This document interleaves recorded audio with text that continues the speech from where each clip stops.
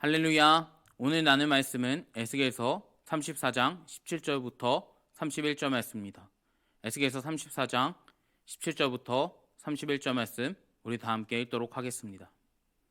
주 여호와께서 이같이 말씀하셨느니라. 나의 양떼 너희여, 내가 양과 양 사이와 순양과 순염소 사이에서 심판하노라. 너희가 좋은 꼴을 먹는 것이 작은 일이로 여기노냐? 어찌하여 남의 꼴을 발로 밟느냐? 너희가 맑은 물을 마시는 것이 작은 일로 여기느냐? 어찌하여 남의 물을 발로 더럽히느냐? 나의 양은 너희가 발로 밟은 것을 먹으며 너희의 발로 더럽힌 것을 마시는 도다 하셨느니라.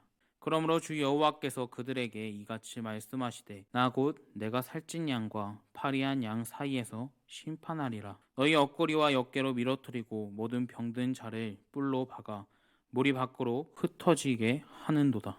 그러므로 내가 내 양떼를 구원하며 그들을 다시 노략거리가 되지 아니하게 하고 양과 양 사이에서 심판하리라. 내가 한 목자를 너희들 위에 세워 먹게 하리니 그는 내 종 다윗이라. 그가 그들을 먹이고 그들의 목자가 되지. 나 여호와가 그들의 하나님이 되고 내 종 다윗은 그들 중에 왕이 되리라. 나 여호와의 말이니라. 내가 또 그들에게 평안의 언약을 맺고 악한 짐승을 그 땅에서 그치게 하리니 그들이 빈들에서 평안히 거하며 숲을 가운데에서 잘지라.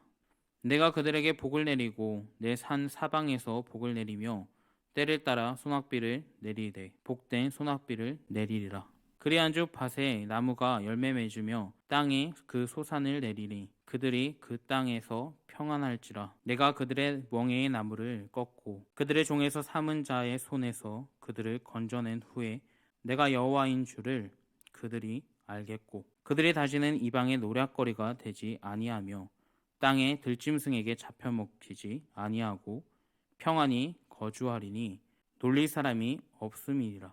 내가 그들을 위해서 파종할 좋은 땅을 일으키리니 그들이 다시 그 땅에서 기근으로 멸망하지 아니할지며 다시는 여러 나라의 수치를 받지 아니할지. 그들이 내가 여호와 그들의 하나님이며 그들과 함께 있는 줄을 알고 그들 곧 이스라엘 족속이 내 백성인 줄을 알리라.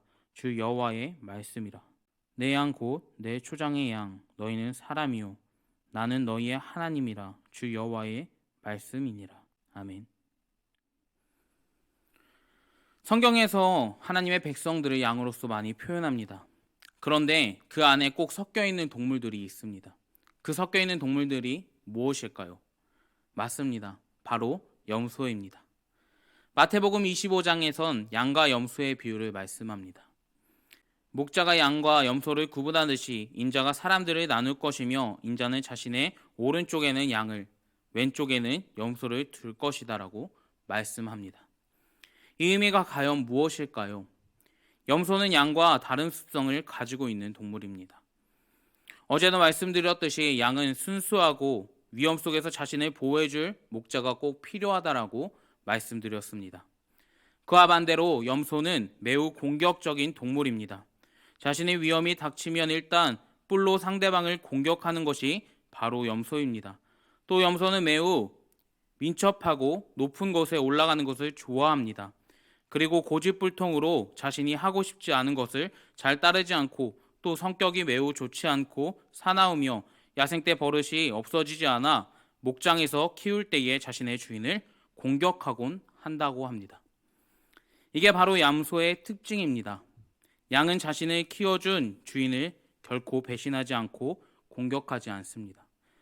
그와 반대로 염소는 고집불통이고 막무가내의 생활을 합니다.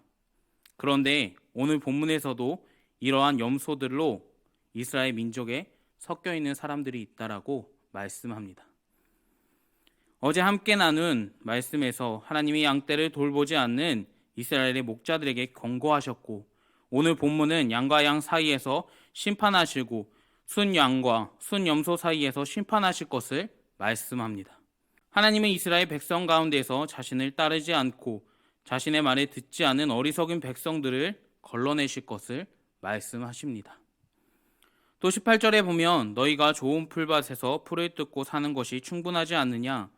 내 발로 너희의 풀밭의 나머지를 밟아야 하겠느냐? 너희가 깨끗한 물을 마시는 것이 충분하지 않느냐? 내 발로 나머지 물을 진흙탕으로 만들어야만 하겠느냐 말씀하십니다. 다른 양들이 염소가 밟은 풀밭에서 풀을 뜯고 진흙탕으로 만든 물을 마셔야 하는 그러한 상황을 보시고 하나님께서는 그들을 심판하실 것을 20절부터 22절엔 말씀합니다. 그러므로 주 여호와가 이렇게 말씀하신다. 보라, 내가 직접 살찐 양과 여인 양 사이에서 심판할 것이다. 너희가 옆구리와 어깨로 떠밀고 뿔로 들이박아 끝내 모든 약한 양들을 쫓아냈다. 내가 내 양떼를 구하여 낼 것이요 그들을 더 이상 약탈당하지 않게 할 것이다. 내가 양과 양 사이에서 심판할 것이다 말씀하십니다.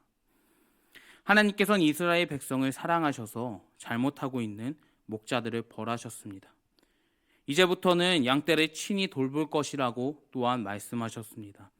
하지만 그 안에서 양과 염소를 나누시는데 그 기준은 하나님을 진정으로 따르며 그분의 말씀을 듣는 순수한 양만 구하겠다고 20절부터 22절을 통해서 말씀하십니다.